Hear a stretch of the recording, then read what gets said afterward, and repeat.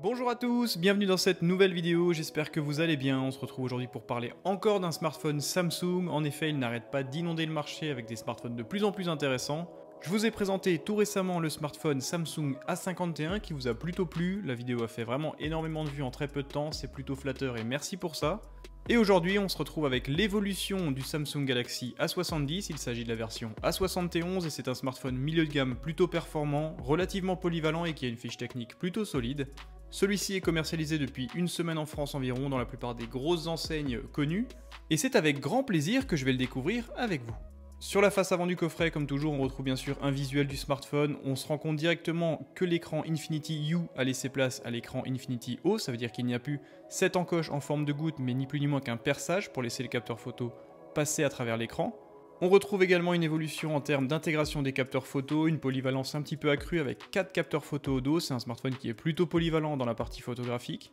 Bien sûr l'appellation Samsung et le logo du smartphone A71. Pour le reste, le coffret n'apporte pas énormément d'informations, il n'y a pas d'informations techniques ou de mise en avant de caractéristiques techniques, on voit simplement que c'est une version Prism Crush Silver, donc c'est une version argent, 128 Go d'espace de stockage et comme toujours c'est une version Dual SIM.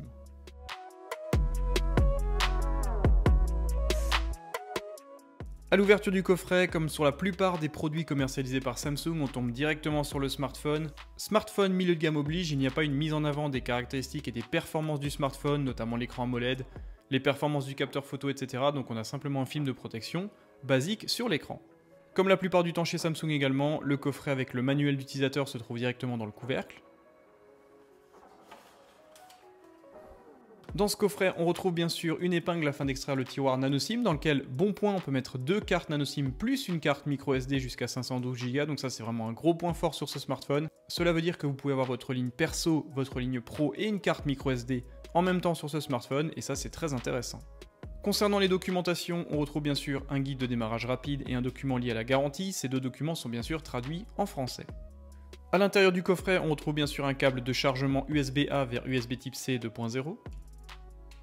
Point intéressant, pour un smartphone commercialisé en 2020, vous avez droit à des écouteurs en connexion mini jack parce que ce smartphone propose encore une prise mini jack 3.5 et ça c'est vraiment un gage de polyvalence et ce sera vraiment apprécié, notamment des personnes qui ne sont pas forcément fans des écouteurs Bluetooth.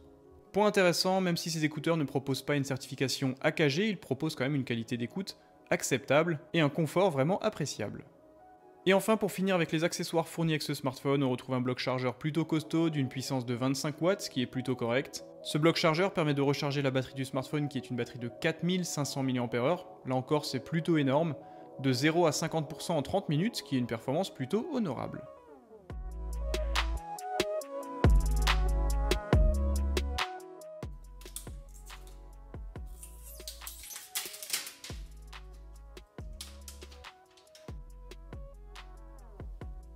On se retrouve devant ce beau smartphone, franchement la coque elle est vraiment très jolie, alors malheureusement ça n'est pas une coque en verre, c'est une coque en plastique, ce qui veut dire que ce smartphone n'est pas compatible avec la charge sans fil, ça c'est un petit peu dommage mais après ça n'est pas forcément déconnant dans cette gamme de prix. La version présentée est la version argent prismatique, c'est plutôt joli, c'est un petit peu plus original que le noir qui je trouve est pas forcément super réussi, pas forcément très classe. Et c'est un petit peu plus passe-partout que le bleu prismatique qui là encore est un petit peu trop, pour le coup, original pour moi. Dans cette version argent, il est vraiment très réussi et les reflets multicolores comme ça sont vraiment du plus bel effet. Sur cette coque, on retrouve bien sûr l'appellation Samsung, on a un effet de traitement qui est assez sympathique, un effet prismatique, je sais pas si vous voyez mais il y a des petits rectangles qui sont directement incrustés dans le traitement.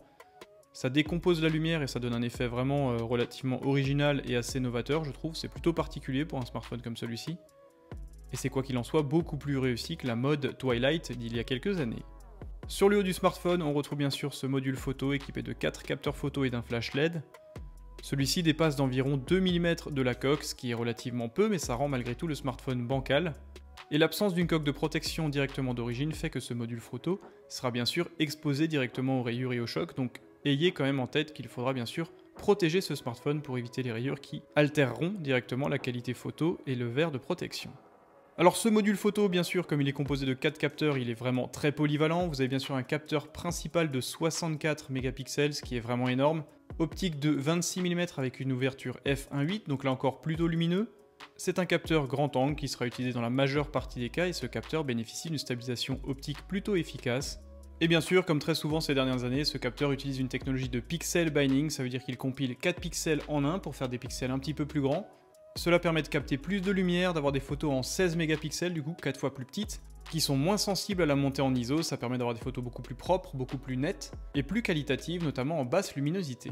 Le second capteur est un capteur ultra grand angle, c'est une focale de 13 mm, c'est un capteur bien sûr de 12 mégapixels avec une optique à ouverture f2.2, celui-ci bien sûr permet de faire des photos relativement créatives, englobe énormément d'informations, c'est une optique qui a un champ d'ouverture de 123 degrés, donc c'est vraiment du grand angle, et cela bien sûr va générer des déformations sur les perspectives et sur les droites, donc ça peut être un petit peu gênant, après ça permet quand même de faire des créations assez sympathiques et de prendre des photos de bâtiments plutôt originales.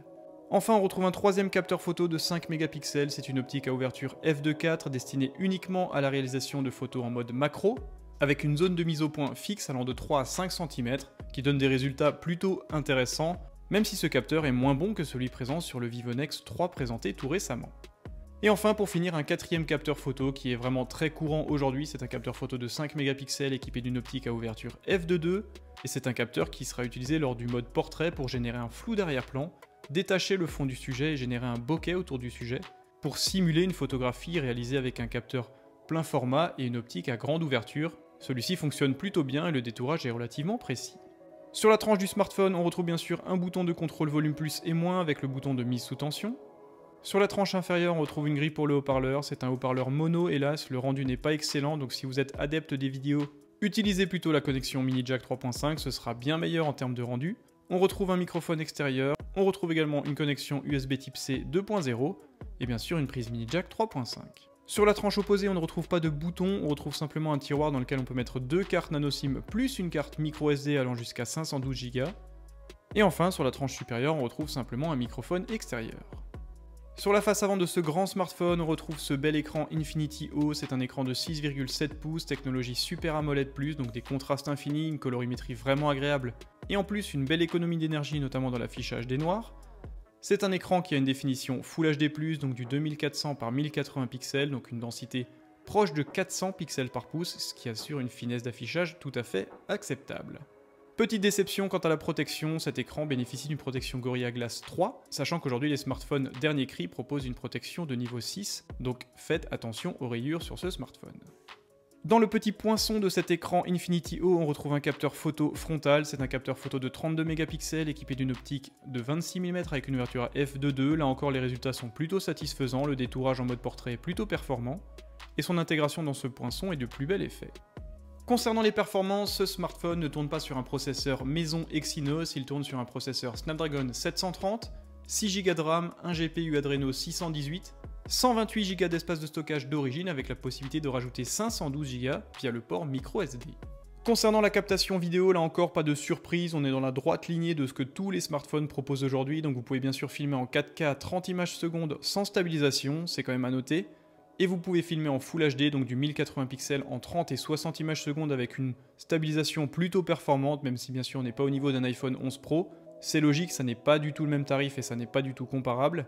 Et vous pouvez également faire du slow motion en 240 images secondes en définition Full HD, ce qui est plutôt propre en termes de définition. Je viens de passer bien sûr les paramétrages classiques sur ce smartphone et on se rend compte directement que ce bel écran propose en plus un lecteur d'empreintes intégré, c'est un lecteur d'empreintes optique. Et dans les premiers tests que j'ai pu lire, celui-ci était plutôt capricieux, et je confirme vraiment, en termes de paramétrage, celui-ci est vraiment l'un des plus mauvais que j'ai pu tester, il faut vraiment essayer des dizaines et des dizaines de fois pour que l'empreinte soit vraiment bien analysée. Je n'avais pas du tout rencontré ce problème lors de l'utilisation du A51, et pour le coup ça ne fonctionne pas du tout sur celui-ci. Quoi qu'il en soit, une fois qu'on passe la déception du lecteur d'empreintes vraiment capricieux, on retrouve un très bel écran bien intégré avec ce petit poinçon qui intègre le capteur frontal. Le taux d'occupation est proche des 90%, même si les bordures sont quand même malgré tout relativement présentes. Celles-ci sont équilibrées et le smartphone a une belle présentation malgré tout. Concernant l'autonomie, là encore c'est vraiment très bon, comme toujours Samsung propose une autonomie solide, on a une batterie de 4500 mAh, ce qui est vraiment énorme. Aucun problème quant à tenir 2 jours en utilisation, même si c'est une utilisation plutôt intensive. Temps de chargement de 0 à 50% en 30 minutes, ce qui est vraiment dans le haut du tableau pour un smartphone milieu de gamme. Et comptez environ 1h30 pour le charger de 0 à 100% avec le bloc chargeur fourni d'origine d'une puissance de 25 watts. Cela est plutôt confortable pour une autonomie allant jusqu'à 2 jours et demi en fonction de votre utilisation.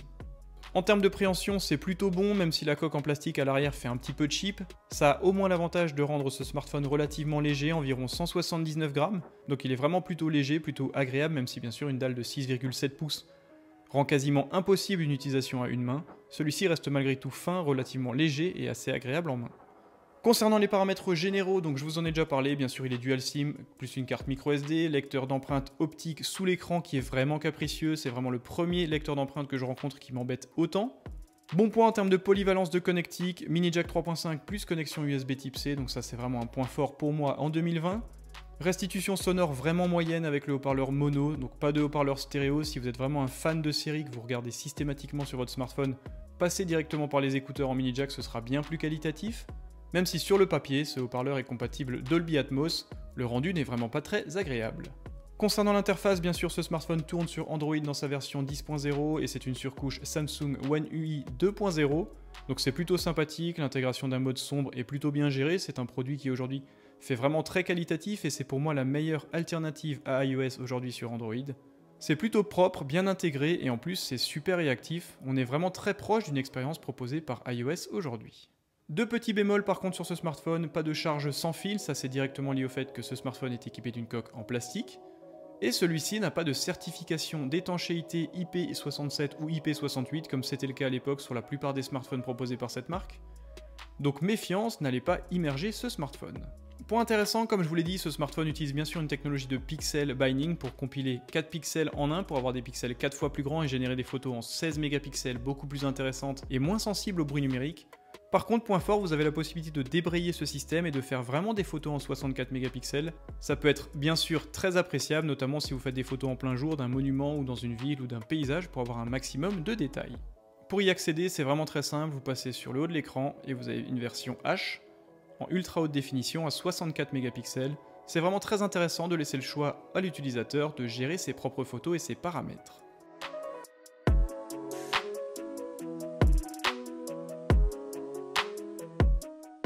Concernant le rendu, c'est plutôt propre, alors je ferai d'autres photos que je placerai sur Instagram et sur Twitter, donc je vous invite à m'y rejoindre. Quoi qu'il en soit, le temps de capture est vraiment très bon, les détails sont vraiment impressionnants en 64 mégapixels. Pourtant c'est une photo en intérieur avec un éclairage qui n'est pas non plus hors norme. Et la plupart des tests étaient bien sûr d'accord sur ce point, le A71 propose des photos de haute qualité avec son capteur principal. Ce smartphone, il est aujourd'hui disponible dans la plupart des commerces en France, commercialisé à 479 €. 3 versions différentes, une version noire, une version argent, celle présentée dans cette vidéo, et une version bleue prismatique. Les trois sont vraiment réussis, même si pour ma part, la version argent est la plus réussie et la plus classe du lot. Alors ce smartphone, pour en faire un petit condensé, parce que bien sûr je l'ai découvert avant de vous le présenter, celui-ci je l'ai reçu uniquement pour vous le présenter, j'ai pu m'en servir avant cette vidéo. Donc il y aura bien sûr quelques points forts, déjà ce sera son écran, en toute franchise il est vraiment excellent, en plus avec le petit poinçon, cet écran Infinity O est vraiment très qualitatif. La technologie Super AMOLED est vraiment agréable à l'œil, des contrastes infinis, une colorimétrie vraiment très juste et bien paramétrée, et une définition largement suffisante pour l'utilisation classique d'un smartphone. Des performances vraiment agréables, le processeur Snapdragon 730 fait vraiment du bon boulot. La plupart des grosses applications et des gros jeux disponibles sur le Play Store fonctionnent sans problème, en plus le temps de traitement des photos, même en 64 mégapixels, est vraiment très rapide, ça fait vraiment plaisir. L'autonomie est vraiment un gros point fort sur ce smartphone, cette batterie de 4500 mAh me permet de tenir 2 jours et demi environ, c'est vraiment excellent. Et enfin je trouve que One UI est vraiment la surcouche Android la plus intéressante du moment. Pour les points faibles, le premier ce sera le lecteur d'empreintes qui est vraiment capricieux, c'est vraiment compliqué de le paramétrer, pourtant je n'ai pas une empreinte de doigt qui est particulièrement spécifique, ça fonctionne sur la plupart des smartphones, je n'ai eu aucun problème avec le smartphone Samsung A51 pour le coup. Du coup je vous conseille d'utiliser un code de déverrouillage ou de passer par le déverrouillage facial, même si celui-ci n'est bien sûr pas aussi sécurisé qu'une empreinte ou que Face ID. Quoi qu'il en soit, si vous n'êtes pas trop patient, évitez de paramétrer le lecteur d'empreintes optique, celui-ci peut être un petit peu agaçant à la longue. Deuxième déception, pas de certification d'étanchéité sur ce smartphone, pourtant Samsung nous avait habitués à ce genre de technologie.